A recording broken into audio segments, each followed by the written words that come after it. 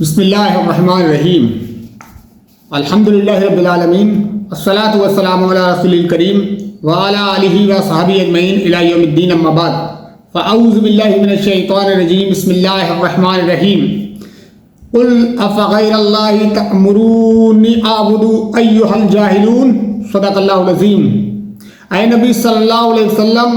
ان سے کہو پھر کیا اے جاہلو تم اللہ کے سوا کسی اور کی بندگی کرنے کے لیے مجھ سے کہتے ہو۔ اللہ تعالیٰ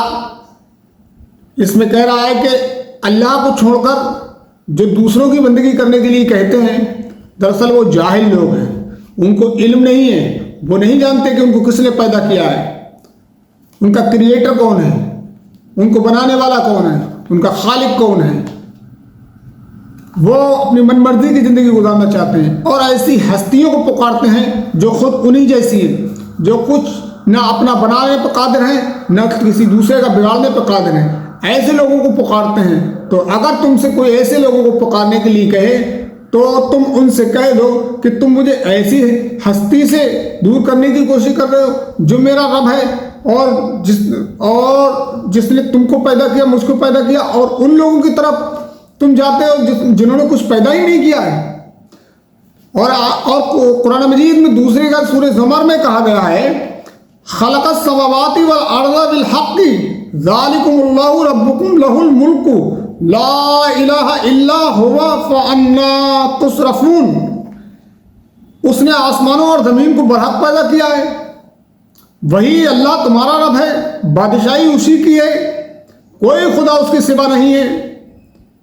پھر تم کدھر سے پھرائے جا رہے ہو؟ یعنی کہ یہ زمین اور آسمانوں کا مالک وہی ہے، اسی نے ان کو پیدا کیا ہے، وہی ان کا بنانے والا ہے،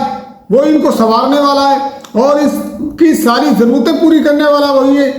وہی اللہ ہے، وہی رب ہے جس نے زمین و آسمان کو بنایا ہے، بادشاہی اسی کی ہے، وہی بادشاہ ہے اس کا، وہ کوئی مالک نہیں ہے اس کے سوا، کوئی خدا اس کے سوا نہیں ہے۔ پھر تم کدھر سے بہکائے جا رہے ہو جب ساری چیزوں کا مالک اور مختار وہی ہے، بادشاہ وہ ہے، رب وہ ہے، اللہ وہ ہے، اس نے ساری چیزوں کو پیدا کیا ہے۔ پھر تمہیں کون دھوکے میں ڈال رہا ہے؟ کیا چیز تمہیں غافل کر رہی ہے؟ کس چیز نے تمہیں غفلت میں ڈال رکھا ہے؟ کون سی دنیا میں تم مست ہو؟ کس کو چھوڑ رہے ہو جس نے تمہیں پیدا کیا ہے؟ اور کن کے پاس جاتے ہو جو خود پیدا کیے گئے ہیں، جو اپنے اوپر بیٹھی ہوئی ایک مکھی اڑانے پر بھی قادر نہیں ہے؟ تم ایسے لوگوں کو پکارتے ہو جو خود تمہارے جیسے لوگ ہیں۔ سورہ لقمان میں اللہ تعالیٰ کہتا ہے بھائی قال لقمان لابنہ وہو یعظہ یا بنی لا تشرک باللہ ان الشرک لظلم عظیم۔ یاد کرو جب لقمان اپنے بیٹے کو نصیحت کر رہا تھا تو اس نے کہا بیٹا خدا کے ساتھ کسی کو شریک نہ کرنا۔ حق یہ ہے کہ شرک بہت بڑا ظلم ہے۔ یہ لقمان علیہ السلام جن پر اللہ کی سلامتی ہو، اللہ کی رحمتیں برکتیں نازل ہوں، وہ اپنے بیٹے کو نصیحت کرتے ہیں۔ وہ ایک بہت بڑے تھنکر تھے، وہ نصیحت کرتے ہیں کہ بیٹا اللہ کے ساتھ کسی کو شریک نہ کرنا، اور حقیقت یہ ہے کہ یہ سب سے بڑا ظلم ہے۔ انسان اگر اپنے اوپر سب سے بڑا کوئی ظلم کرتا ہے تو وہ یہ کرتا ہے کہ وہ شرک کرتا ہے۔ یعنی کہ ساری باتیں جو میں نے اوپر بیان کی کہ زمین و آسمان کا بادشاہ وہ ہے، یعنی کہ ساری چیزوں کو بنانے والا وہ ہے، انسان کو پیدا کرنے والا وہ ہے، زندگی اور موت دینے والا وہ ہے، سب کچھ اسی کے اختیار میں ہے، پھر بھی تم کدھر سے دھوکہ کھا رہے ہو، پھر بھی تم شرک کرتے ہو، اللہ کو چھوڑ کر دوسری ہستیوں کو پکارتے ہو۔ یہ شرک ہے اور شرک سب سے بڑا ظلم ہے، سب سے بڑا گناہ ہے، دنیا میں اس سے بڑا گناہ ہو نہیں سکتا۔ اللہ تعالیٰ،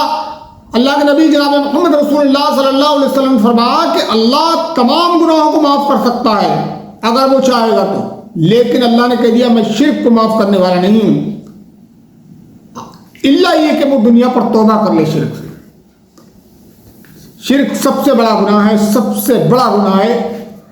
سورہ سبا میں اللہ تعالیٰ آگے فرماتا ہے، غور کرنے والی باتیں، کتنی جو ہے سینسیٹیو باتیں یہاں کہی جا رہی ہیں، غور طلب باتیں ہیں۔ اللہ تعالیٰ سورہ سبا فرماتا ہے قُلِ ادْعُوا الَّذِينَ زَعَمْتُم مِّن دُونِ اللَّهِ لَا يَمْلِكُونَ مِثْقَالَ ذَرَّةٍ فِي السَّمَاوَاتِ وَلَا فِي الْأَرْضِ وَمَا لَهُمْ فِيهَا مِن شِرْكٍ وَمَا لَهُ مِنْهُم مِّن ظَهِيرٍ۔ اے نبی صلی اللہ علیہ وسلم ان مشرکین سے کہو کہ پکار دیکھو اپنے ان معبودوں کو جنہیں تم اللہ کے سوا اپنے معبود سمجھ بیٹھے ہو، یعنی کہ ان لوگوں کو پکار کر دیکھ لو، ان سے دعائیں مانگ کر دیکھ لو، انہیں آوازیں لگا کر دیکھ لو، جن کو تم اللہ کو چھوڑ کر پکارتے ہو وہ نہ آسمانوں میں کسی ذرہ برابر چیز کے مالک ہیں، آسمان کے اندر جو کچھ ہے اس کی ایک ذرے کے بھی مالک نہیں ہیں، اور نہ زمین میں، تو جو زمین میں ہے اس کے بھی ایک ذرے کے مالک نہیں ہیں، وہ آسمان و زمین کی ملکیت میں شریک بھی نہیں ہے، یعنی کہ ان کا کوئی سادہ بھی نہیں ہے، مالک تو بہت دور کی بات ہے، اس ملکیت میں ان کا ذرہ برابر حصہ بھی نہیں ہے، ان میں سے کوئی اللہ کا مددگار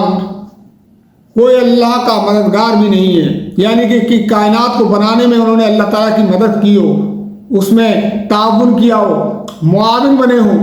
ایسا کچھ نہیں ہے۔ اس کائنات کا بادشاہ صرف اللہ تعالیٰ ہے، اکیلا اللہ تعالیٰ ہے، اور اللہ تعالیٰ کے سوا کوئی اس کائنات کا بادشاہ نہیں ہے، اور جن کو تم پکارتے ہو ان کا کوئی حصہ نہیں ہے اس کائنات میں، وہ بالکل بے بس ہیں، ان کو بنانے والا خود اللہ تعالیٰ ہے، اس کائنات کو بنانے والا اچھا، اور ایسی کتنی کائناتیں اس دنیا میں جو ہم نہیں جانتے ہیں، یہ سب اللہ تعالیٰ نے پیدا کی ہیں۔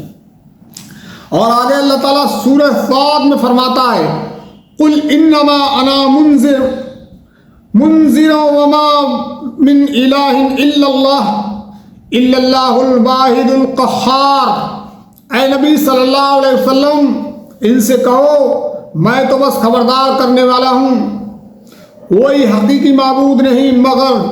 اللہ جو یکتا ہے سب پر غالب، یعنی کہ میرا کام تو صرف تمہیں خبردار کر دینا ہے، تمہیں اللہ کا پیغام پہنچا دینا ہے، تمہیں تمہارے کرموں کی جزا اور سزا کے بارے میں جو ہے خبر دینا ہے کہ تم یہ کام کر رہے ہو تو یہ سزا ملنے والی ہے، اور یہ کام کرو گے تو یہ جزا ملنے والی ہے۔ میرا کام بس اتنا ہے، میں ایک پیغمبر ہوں، پیغام پہنچا رہا ہوں، اللہ کا میسنجر ہوں، میرا کام بس اتنا ہی ہے، تم کو زبردستی پکڑ کر سیدھے راستے پہ لانا کام نہیں ہے، میرا کام بات پہنچا دینا ہے۔ اور حقیقت تو یہ ہے کہ اللہ کے سوا کوئی معبود ہے ہی نہیں، اللہ ہی معبود ہے برحق ہے، اس کے سوا کوئی اور معبود برحق ہو ہی نہیں سکتا، اور وہ اکیلا ہے، یکتا ہے، بالکل پوری کائنات میں اس کا بنانے میں کوئی ساجھیدار نہیں ہے، اکیلا ہے بنانے والا، یکتا ہے، اس کے جیسا کوئی نہیں ہے، اس کی ٹکر کا کوئی نہیں ہے، اور وہ سب پر غالب ہے، سب اس کے محتاج ہیں، اس کے اوپر کوئی نہیں ہے، اس سے پوچھنے والا کوئی نہیں ہے، وہ ساری کائنات سے پوچھ سکتا ہے اور پوچھے گا قیامت کے دن، سارے انسانوں کی جان اس کی مٹھی میں ہے، اس کی ٹکر کا کوئی نہیں ہے، تو اللہ تعالیٰ اکیلا ہے، اس کی بندگی کریں، اس نے یہ زمین و آسمان پیدا کیے ہیں، اس کو رب مانے، اس کو مالک مانے، اس کو اللہ مانے، اس کے آگے سر تسلیم خم کر دیں، اپنے آپ کو سرنڈر کر دیں، اللہ کو سب کچھ سمجھیں، اللہ کو اپنا رب مانیں اور اس کی ہی عبادت کریں۔ ایاک نعبد و ایاک نستعین کا مطلب یہی ہے کہ اللہ ہم تیری ہی عبادت کرتے ہیں اور تجھ سے مدد مانگتے ہیں۔ یقیناً عبادت بھی اللہ ہی کی کرنا چاہیے اور مدد طلب بھی اللہ ہی سے کرنا چاہیے، اور اللہ نے جو ہے اپنے بندوں کو حکم دیا ہے کہ عبادت صرف میری کرو، کیونکہ عبادت کے لائق میں ہی ہوں، اور بے شک اللہ ہی عبادت کے لائق ہے۔ انسان اگر تھوڑا سا غور کرے تو وہ اللہ تک پہنچ جائے گا۔ وما علینا الا البلاغ۔